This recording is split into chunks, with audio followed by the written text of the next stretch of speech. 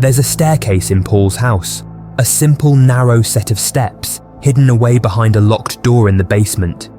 It wasn't there when he first moved in, and he's sure of it. But now, it stands like a portal to the unknown, beckoning, tempting, and wrong. Every time Paul climbs it, something terrible happens. He reaches the top, only to find himself at the bottom again, trapped in an endless loop of terror, each time bringing him closer to a chilling discovery. The staircase doesn't just lead him nowhere, it's showing him something horrifying. Paul Ryder had always been a practical man, not one to entertain thoughts of the supernatural. After all, he'd spent the better part of his life working as an engineer, his days grounded in logic and reason. So, when he bought an old house on the outskirts of town, the last thing he expected was to encounter anything remotely strange. The house was in decent shape, old but sturdy, with only minor renovations needed. It had stood vacant for years, the previous owners mysteriously vanishing without a trace, but Paul wasn't fazed by the rumours. People always talked, and so he moved in, ready to start a new chapter of his life. But a week after settling in, he found something that made his blood run cold, a door in the basement that hadn't been there before. At first, he thought it was a trick of the mind, but when he ran his fingers along the old splintered wood, he knew it was real. Behind that door, a staircase descended into darkness. Curiosity overpowered his unease, and one night, Paul grabbed a flashlight and decided to explore. The steps were narrow and steep, the air growing colder with each step he took.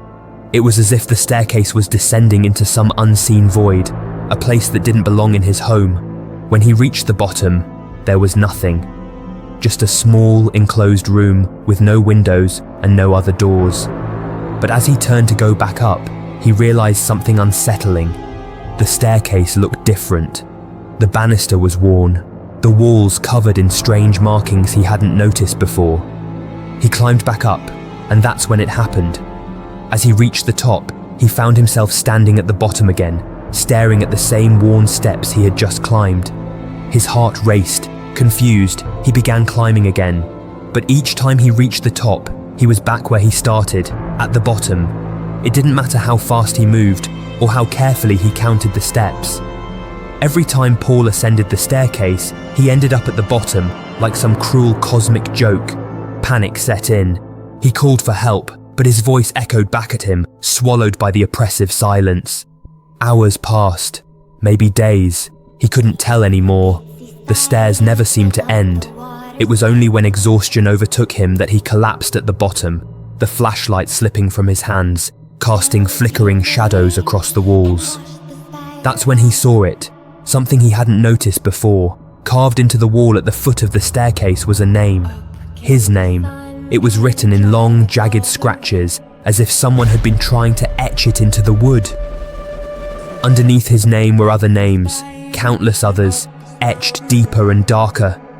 But Paul's name was the freshest. Paul's heart pounded as he stared at the wall. His mind raced. Who had written his name? How long had it been there? Suddenly the temperature dropped even further, and Paul heard a sound, a soft, distant creak, like footsteps on the stairs. He spun around, shining his flashlight toward the top of the staircase. For a moment there was nothing, but then he saw it. A shadow flickering at the edge of his vision. It was as if something was waiting for him at the top. Desperately, Paul made another attempt to climb.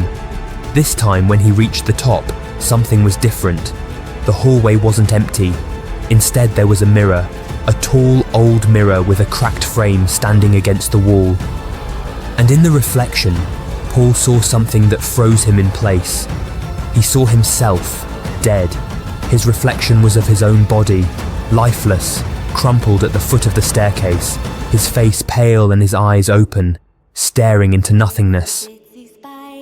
It wasn't just a glimpse of a possibility, it was his fate. Every loop was bringing him closer to it. With each new loop, the staircase began to change. Paul noticed things that hadn't been there before, bloodstains on the steps, strange symbols etched into the walls, and sometimes eerie whispers that echoed in his ears. And each time he reached the top, the scene at the bottom grew more horrifying. The glimpses of his death became clearer, more vivid, until he could almost feel the cold floor beneath his lifeless body. There was something else too, a presence. It wasn't just the staircase that was trapping him.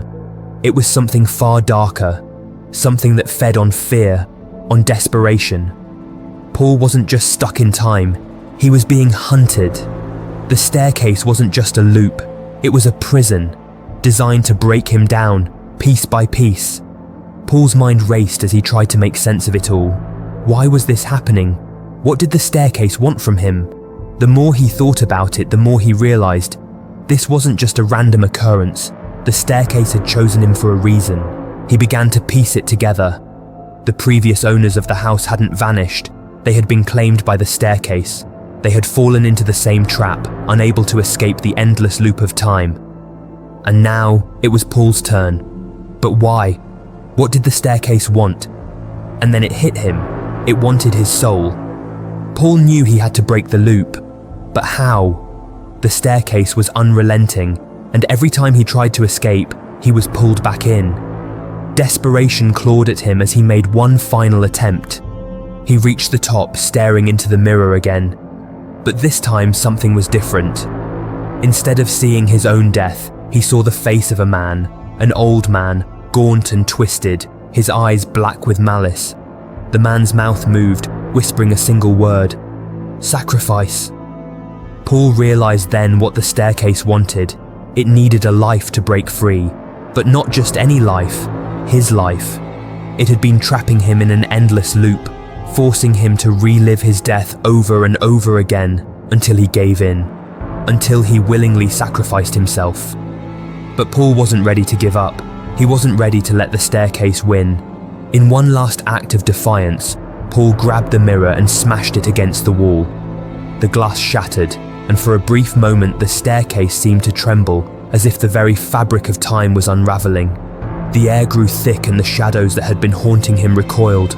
But the staircase wasn't done with him yet. The walls began to close in, the steps shifting beneath his feet. Paul knew he had only moments left. Summoning every last bit of strength, he hurled himself up the stairs one final time, refusing to look back. When he reached the top, the door to his basement was open. He stepped through it, collapsing onto the cold concrete floor. For the first time in what felt like an eternity, he was free. Paul never went near the staircase again. He boarded it up, locked the basement, and vowed to never speak of it. But the truth lingered in his mind. The staircase was still there, waiting for its next victim, and Paul knew that someday, someone else would find it. And when they did, they'd discover the same horrifying truth he had, the staircase that leads to nowhere, and back again. Subscribe for more terrifying tales, and remember, some secrets are better left buried.